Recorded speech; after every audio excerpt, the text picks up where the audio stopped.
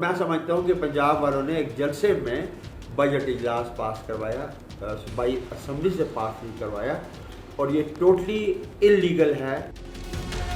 खान साहब की एक शर्त है, एक कंडीशन है, नंबर 1 पॉइंट जो है इलेक्शन होंगे। ये सारे जमानती जो हैं, ये वजीर बने हुए हैं, वजीर आज़म जमानती है, लोगों की जिंदगी इन्होंने अजीरन कर दी है। अस्सलाम वालेकुम नाज़रीन, आप सियासत 2 PK देख रहे हैं। सोहराब बरकत आपसे मुखातिब है।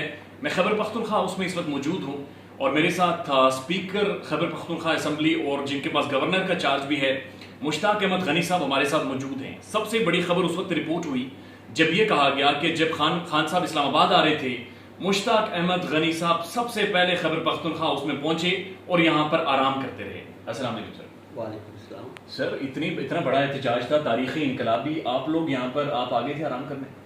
मैं तो इनके यहाँ कैमराज लगे हुए हैं, उसको देख लें कि मैं किस वक्त आया था।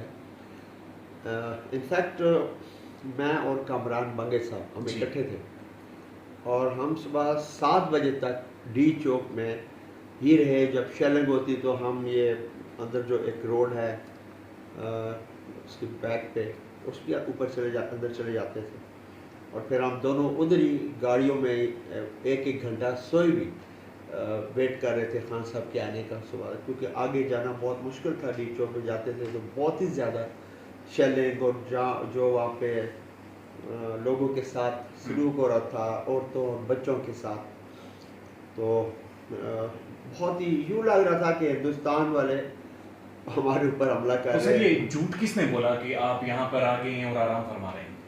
इसकी इन्वेस्टिगेशन वैसे होनी चाहिए। हमारे बहुत से और मिनिस्टरों के ऊपर भी ये इल्ज़ाम आया। देखिए, यहाँ से डी चौक का कोई बहुत ज़्यादा फासला नहीं है। अगर कोई 10 मिनट के लिए आया है, नमाज के लिए आ गया, वॉशरूम के लिए आ गया, तो फ़र्क क्या पड़ गया इस बात से?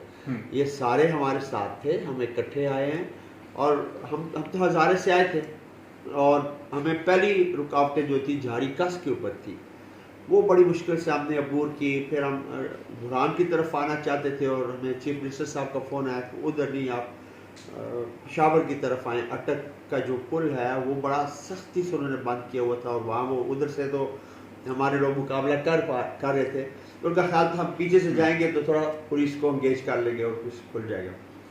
जब हम इधर से उस तरफ गए तो रास्ते में गाजी बरो था, यहाँ पे बहुत बड़ी रुकावट थी, उसको हमने बड़ी मुश्किल से खोला। अब जिस बाबर सलीम का इन्होंने कहा जी कि वो इधर आ गया, वहाँ बुरहान में कंटेनर के ऊपर बाबर सलीम खड़ा था और हम सारे इकट्ठे थे। तो तरदीद कर रहे हैं, ऐसी कोई चीज़ नहीं। सख्ती से तरदीद करता हूँ। हमारी सारी लीडरशिप जितनी भी है, हमारे हज़ारे के सारे इकट्ठे रहे हैं हर जगह पे। और इसके बाद आपकी खान साहब से मुलाकात हुई है इन दिनों? इन दिनों में नहीं हुई। ठीक है। अच्छा सर, मुझे ये बताएं कि आप भी स्पीकर खैबर पख्तूनख्वा असम्बली हैं, पंजाब के अंदर स्पीकर हैं परवेज़ इलाही साहब। जिस तरह से पंजाब का जो ऐवान है वो असम्बली के अंदर नहीं लगता, दूसरी जगह लगता है, जिस तरह से स्पीकर को बाईपास करके एक वहाँ पर चीफ मिनिस्टर बनाया गया और उसके बाद बजट पेश किया गया है, इस प्रैक्टिस को आप बतौर स्पीकर कैसा देखते हैं? देखिए, ये वोट को इज्जत दो वालों की हुकूमत है। ये उन्होंने वोट को इज्जत दी है कि असम्बली को बाईपास करके और ऐवान इकबाल में असम्बली का इजलास करना, जिसमें स्पीकर की मौजूदगी में स्पीकर शामिल ना हो, सेक्रेटरी असम्बली और पूरी एक टीम होती है असम्बली की जो ऐवान के अंदर बैठती है, वो ना हो। और अदरवाइज़ भी कानून के मुताबिक जब एक सिस्टम चल रहा है असम्बली का, तो आप स्पीकर को असम्बली को बाईपास करके बाहर कहीं करेंगे तो वो एक जलसा तो हो सकता है। और मैं समझता हूँ कि पंजाब वालों ने एक जलसे में बजट इजलास पास करवाया, सूबाई असम्बली से पास नहीं करवाया और ये टोटली इलीगल है हमारे कॉन्स्टिट्यूशन के तहत, हमारे असम्बली रूल्स के तहत। और जो गवर्नर ने किया, बिल्कुल उनके पास ये इख्तियार नहीं है और आज परवेज़ इलाही साहब इसको कोर्ट में भी चैलेंज कर रहे हैं। तो आप ये समझते हैं कि ये रिवर्स हो सकता है या फिर बतौर चीफ मिनिस्टर इस तरह से अपना इंतखाब करवा कर हमजा शहबाज ने जो भी फैसले लिए हैं बगैर कैबिनेट के, क्या वो लीगल हैं या फिर इलीगल हैं और रिवर्स हो जाएंगे किसी टाइम पे? टोटली इलीगल हैं। हमजा शहबाज की अपनी हैसियत जो है वो उस पर क्वेश्चन मार्क है।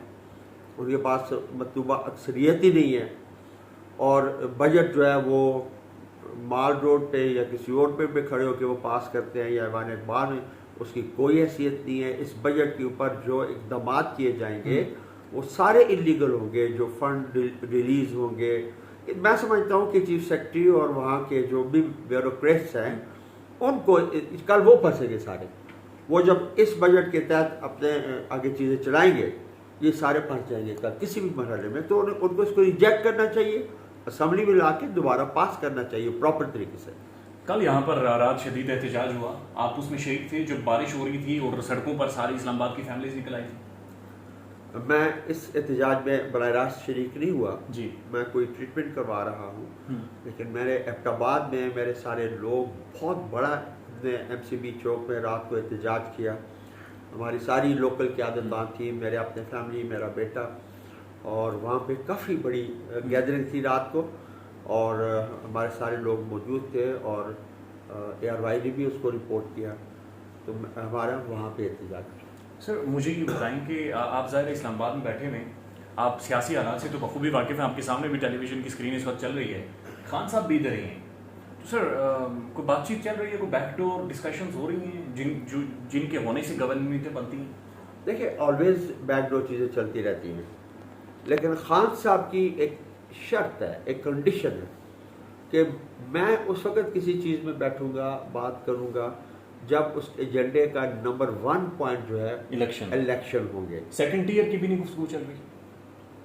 अप टू सम एक्सटेंट लोगों की डिस्कशन होती रहती होगी, लेकिन मैं वसूख से नहीं कह सकता, लेकिन असल जो मुतालबा है उससे इमरान खान पीछे नहीं हट रहे और ना उनको हटना चाहिए। कि जिस तरीके से एक लेजिटिमेट गवर्नमेंट थी, अच्छा निज़ाम चल रहा था, यही IMF थी या PTI की गवर्नमेंट थी, इमरान खान ने IMF को फेस तो करना था जैसे ये कर रहे हैं, हमने भी करना था, लेकिन ये रशा क्यों गए कि वहाँ से तेल जो है 30% रियायत पे मिल जाएगा, गंदम रियायत पे मिल जाएगी, चीज़ों को हम सस्ता कर लेंगे, ऑयल की ये प्राइस ना होती जो ये तो हम समझते हैं अभी 300 को भी क्रॉस करने वाले हैं। और ये तो देखिए बात ये है, दुनिया में किसी एक मुल्क में मुझे इस तरह की हुकूमत की आप मिसाल नहीं दे, कोई मिसाल नहीं है।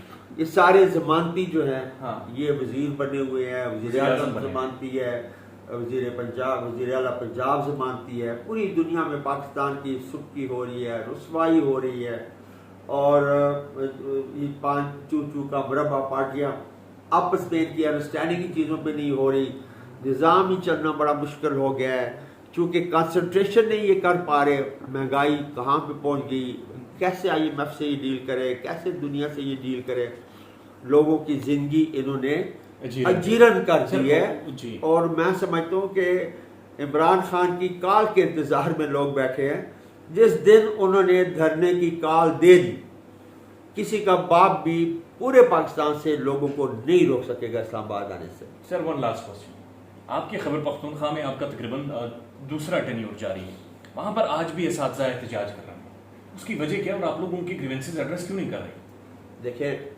इन एहतजाज को हमारे इंतहाई मोहतरम है जी, कोई 50-55 हज़ार के करीब से असम्बली ने इनका रेगुलाइजेशन का अभी बजट में बिल मौजूद है, इनका ये रेगुलाइज हो जाएंगे फ्रॉम 1 जुलाई। असल में होता ही है कि हुकूमत को क्या फ़र्क पड़ता है कि उस डेट से उनको रेगुलाइज कर लें, वो तो उनका एक एड हॉक पीरियड था जी, एक पर्टिकुलर पीरियड के लिए उनको रखा गया था। अच्छा, उसके बाद एक प्रोसेस चल रहा होता है पब्लिक सर्विस कमीशन वाला भी जी, वहाँ से भी लोग रिक्रूट होकर आते हैं और वो एक प्रॉपर चैनल है। अच्छा, अब वो भी चले गए वहाँ पे एड हॉक का, जब वो आते हैं तो उन्हें उसकी कोई एश्योरेंस नहीं होती कि ये कल जाएंगे परसों जाएंगे, क्योंकि कानून ये है कि अगर असम्बली बिल पास नहीं करती तो ये वापस जाएंगे घरों को और इनकी जगह थ्रू पब्लिक सर्विस कमीशन से लोग मुंतखब होके आएंगे। चूँकि पब्लिक सर्विस कमीशन के ऊपर बहुत बर्डन होता है, बहुत टाइम लगाते हैं, तो इसलिए वो उनसे NOC लेके और महकमे जो है एड हॉक के ऊपर पर्टिकुलर पीरियड के लिए भर्तियाँ कर लेते हैं। चलिए, आपकी बात तो रीजनेबल है, लेकिन सर टेलीविजन स्क्रीन पर अभी आपके सामने लगा और कुछ चैनल जो आपके नाकिद हैं वो उन्हें बड़ी तगड़ी कवरेज दे रहे हैं और आप लोगों के ऊपर शदीद तनकीद कर रहे हैं। One last comment. मैं सिर्फ ये बात कह रहा हूँ कि हमें कोई इतराज़ नहीं है उनको रेगुलाइज करने में। इतराज़ होगा तो उन टीचर्स को होगा। आज जिनको आप रेगुलाइज कर उस डेट से कर लें, उसके बाद जो पब्लिक सर्विस कमीशन के थ्रू आए हुए हैं वो रोडों पे निकल आएंगे, तो उनकी सीनियरिटी डिस्टर्ब होगी। तो हो जाए तो हमें तो कोई इतराज़ नहीं है, हम तो चाहते हैं कि हो जाए। तो ये इस पे एक अमल जारी है सूबे में उन लोगों से भी मुशावरत का, और हम चाहते हैं कि हमने तो दरख्वास्त पहले भी दी है और अब भी दे रहे हैं, और हुकूमत सिर्फ ये समझती है कि ये इनको आप करेंगे तो वो दूसरे सड़कों पे आ जाएंगे। बहुत शुक्रिया स्पीकर खैबर पख्तूनख्वा असम्बली। और इनका बड़ा कैटेगोरिकल कहना है कि हम लोगों को रेगुलर कर देंगे, मामलात को देख रहे हैं। और साथ साथ इन्होंने ये भी कहा कि खान साहब या तहरीक इंसाफ की बैक टू डिस्कशंस हमेशा जारी रहती हैं। ख्याल रखिएगा अपना। अल्लाह हाफिज़।